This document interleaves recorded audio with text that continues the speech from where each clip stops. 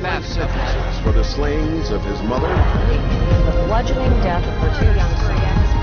custody for the stabbing death of his daughter, less than 3 months before the murders.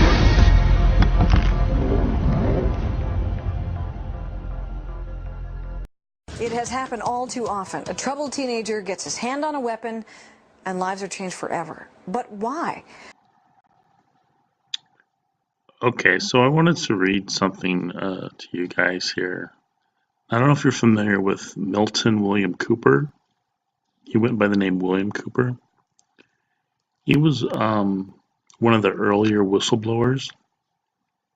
He actually predicted 9/11 months before it happened. And he was killed in a very mysterious, I don't know if you want to call the word, but it was a situation where had he not been a whistleblower, he probably wouldn't have died. Let's just put it that way. Anyway, he wrote a book in 1991 called Behold a Pale Horse. Now, if you're familiar with Revelation in the Bible, you know what the pale horse means. If not, I suggest you take a look at Revelation and learn about that as soon as possible. You know, I'll go ahead and include that here just to make sure that you know what I'm talking about. In Revelation 6:8, it says in the New Living Translation version, it says, I looked up and saw a horse whose color was pale green. Its rider was named Death, and his companion was the grave. These two were given authority over 1/4 of the earth, to kill with a sword, and famine, and disease, and wild animals. Now, I think the other ones are pretty self-explanatory, but the word sword is a biblical term, which can have a couple different meanings, like commandments, legislation, or weapons. These beasts are the various fallen angels, aliens, beings that will be released on the earth, and many are already here under the earth. It can also include things influenced or containing things of these beasts, such as vaccinations, plagues that will kill mankind. Now, having said that, William Cooper wrote a book, Behold a Pale Horse, in 1991. And I want to read an excerpt to you out of that book, out of chapter 12, page 225, because it has a lot to do with what's going on now, some 27 years later. Okay, so picking up in the second paragraph.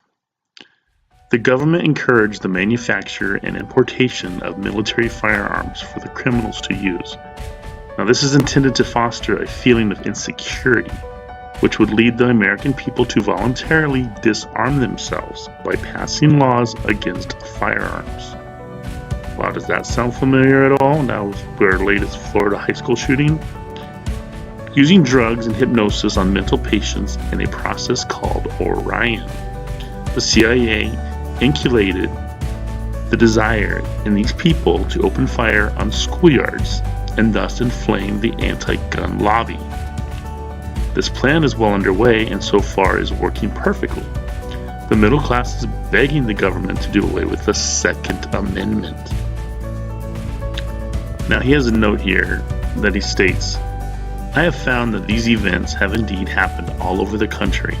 In every instance that I have investigated, the incident at the women's school in Canada, the shopping center incident in Canada, the Stockton, California massacre, and the murder of Rabbi Meir Kahane or whatever. The shooters were all ex-mental patients, or were current mental patients who were all on the drug Prozac. On the Record investigates, and as Fox's Douglas Kennedy found out, the trail can often lead right to the medicine chest. 2 years ago, 16-year-old Corey Badsgard took a rifle to his high school and held 23 classmates hostage. Okay, just so we're aware of the timeline here, 2 years ago would mean this was produced in 2003, 15 years from present day. Now, if you haven't noticed how much more prevalent these psychotropic drug temporary insanity episodes, they've been going on for about 20 years. Now, the reason I wanted to show you this older footage is because, like me, you may not have remembered most of these. I mean, Columbine stands out, 1989, but there's a lot of them that I don't recall, and I don't think they were as publicized as they are now. So I just wanted to make you aware that they've been going on longer than you may have thought.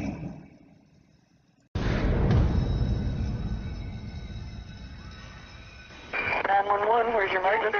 There's been a shot at Westside High School, Middle School. Been what? There's been a shot at Westside Middle School. Okay. Do you know who done the shooting? No, we do not. Okay. I think they're everywhere.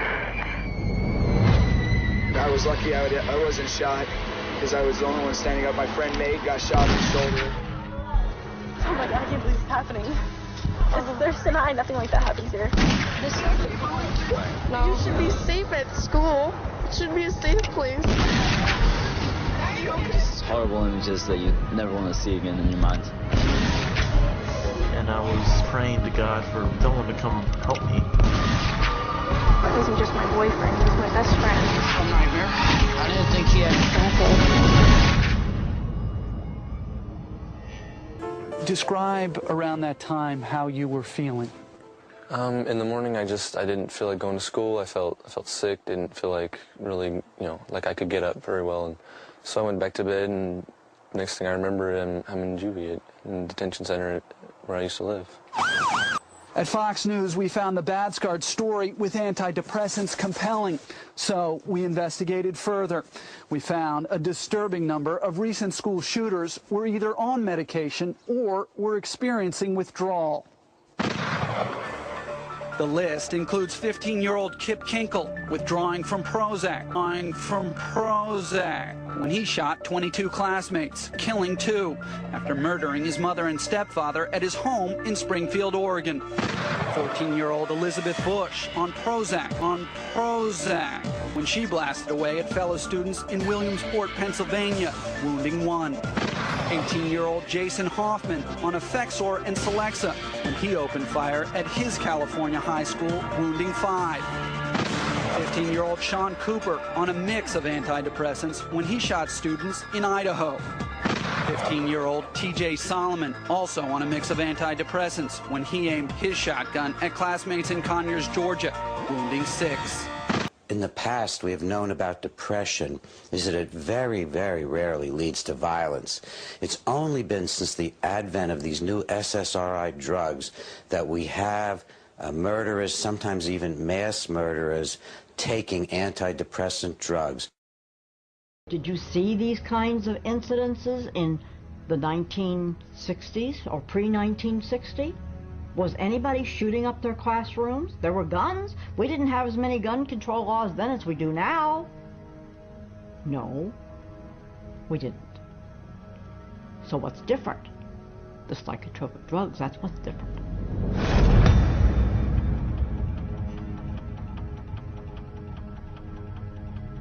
The school shootings that have happened here over the last several years in this country, most of the students who engaged in this violent behavior were on psychotropic medications that had been prescribed to them by psychiatrists.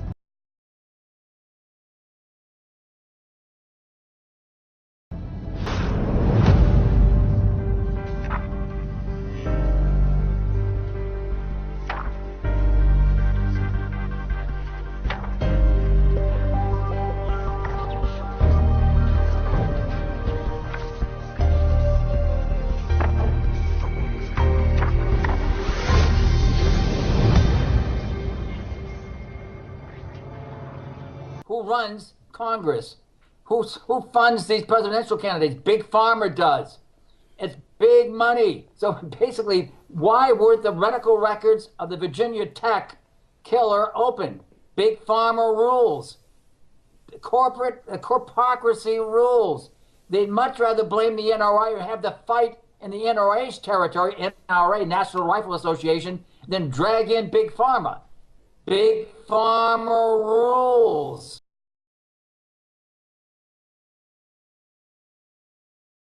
Designing biased trials to avoid negative findings, interpreting the raw data to favor your drug, and spinning the entire study to accentuate the positive are just some of the many, many ways to bias a trial. It is this perfect storm of intellectual dishonesty that has led one drug expert to conclude that it can be proven that most claimed research findings are false. But it is the drug companies that own the studies, and when they believe they have compiled enough evidence to convince regulators that their drug is safe and effective, they submit their phase 3 clinical trials for approval. The FDA only requires that 2 clinical trials be submitted, so drug companies can conduct as many studies as it takes to find the 2 that have the best chance at FDA approval. You only need 2 positive trials against placebo, and it doesn't matter if you did 1,000, as long as you get 2. And it's amazing, sometimes they actually don't. They might pool data from another couple of clinical trials in order to get that approved. They don't need to report all their data. They don't need to report all the trials that they do. They only need to report the ones that they want. They can handpick whichever one they want and then submit just those couple to the FDA. As FDA Director of the Division of Neuropharmacological Drug Products, psychiatrist Paul Lieber complained, the sponsor could just do studies until the cows come home, until he gets 2 of them that are statistically significant by chance alone, walks them out, and says he had met the criteria. The New England Journal published a study about a year ago showing that many clinical trials that had been conducted and registered with the Food and Drug Administration were never published because they came out showing no significant advantage over placebo. So antidepressants are not as effective as they are being made out to be, and the side effects are not as emphasized as much as they should be.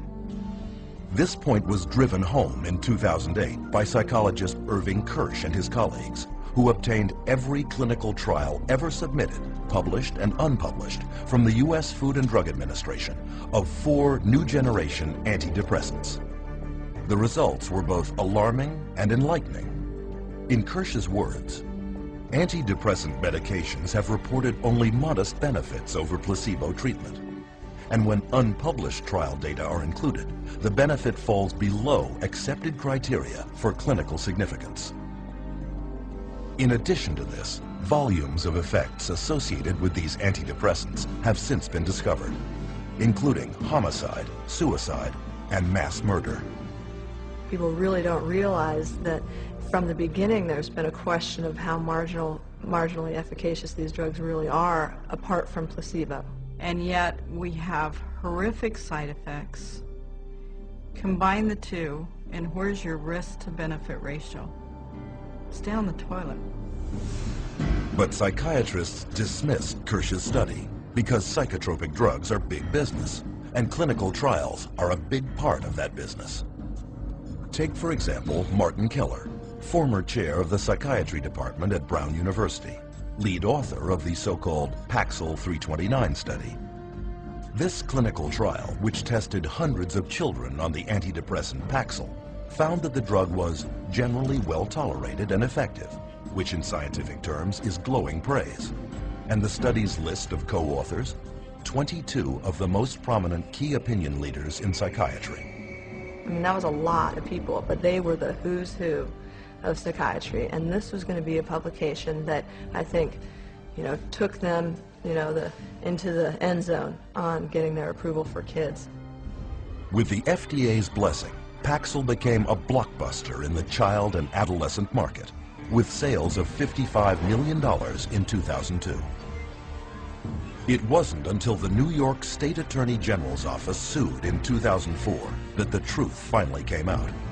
The raw data showed that not only was Paxil no more effective than placebo, but the young patients on Paxil were 6 times more likely to have suicidal thoughts. In fact, this data also revealed that 11 of the 93 children on the study developed serious side effects, of whom 7 had to be hospitalized.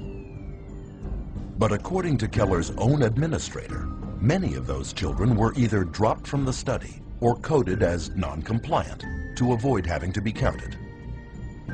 While admitting no guilt, the drug company settled out of court for $2.5 million, less money than Paxil was grossing every 7 hours. Hundreds of civil suits followed, but when Dr. Keller, as lead author of the Paxil 329 study, was deposed by attorneys, he would not admit to much. I can't remember exactly what I said. I don't remember anything specific about any of these meetings. If my name wasn't on the top, I wouldn't remember ever having seen it. If I saw them, I don't remember. The answer is, I don't remember. I don't recall if I was. I don't recall asking him, which isn't to say that I didn't. I want to pick up on the question Mr. Coffin asked you about the 5-fold increase of the Paxil kids experiencing suicidality over the placebo kids. Do you recall those questions? I do. And you said that you weren't particularly aware of that except for with regard to a manuscript that was sent to you in confidence by GSK?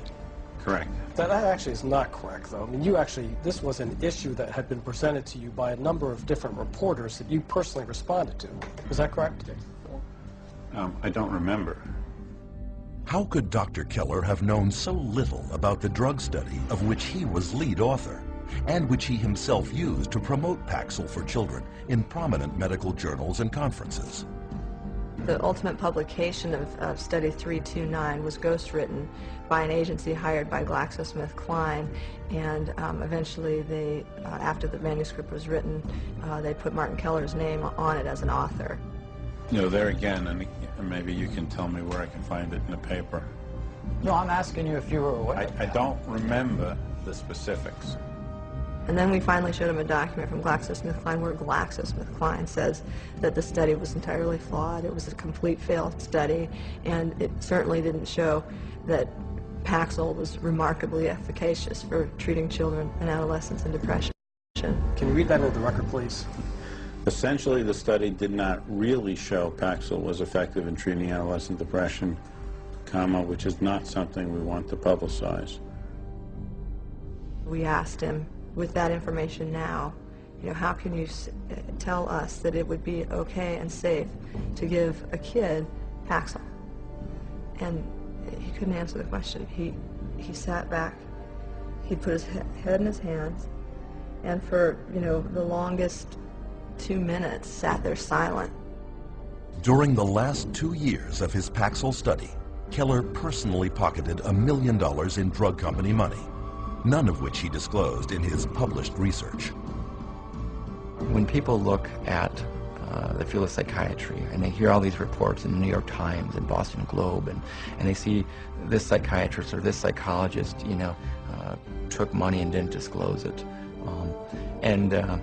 they wonder, well, is this causing a biases, in the field? I think that's a legitimate concern of the public because of the fact that it is true. With this level of corruption pervading the testing of psychotropic drugs, one is left with the question, where are those who are entrusted with our protection?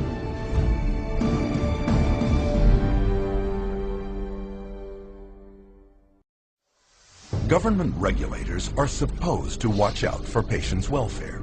So why are so many dangerous psychotropic drugs being allowed on the market?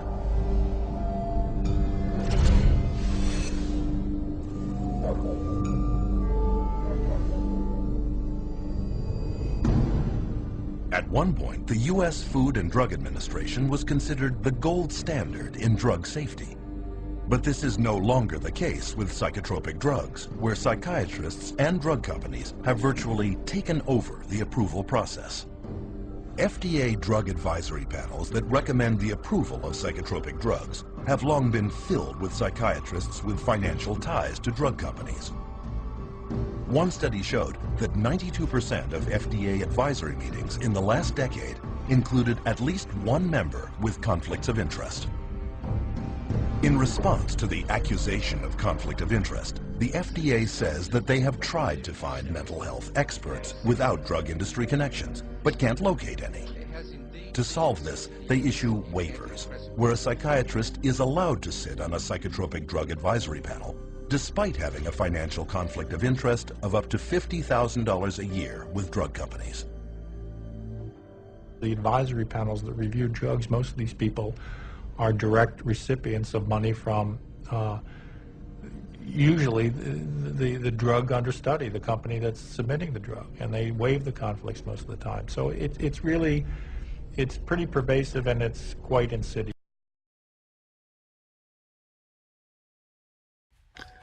Now, this drug, when taken in certain doses, increases the serotonin levels in the patient, causing extreme violence.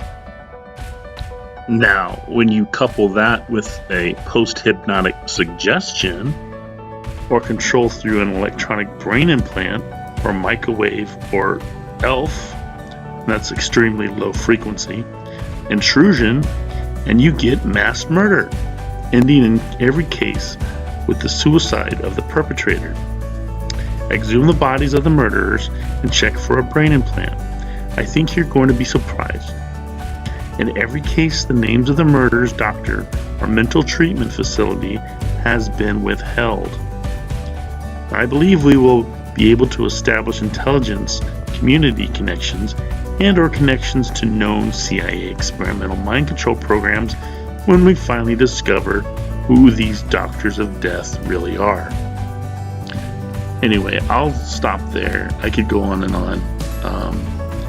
But if you want to find out more about this book and the heroically courageous author, William Cooper, again, it's Milton William Cooper, but he went by William. You can find this book pretty much anywhere.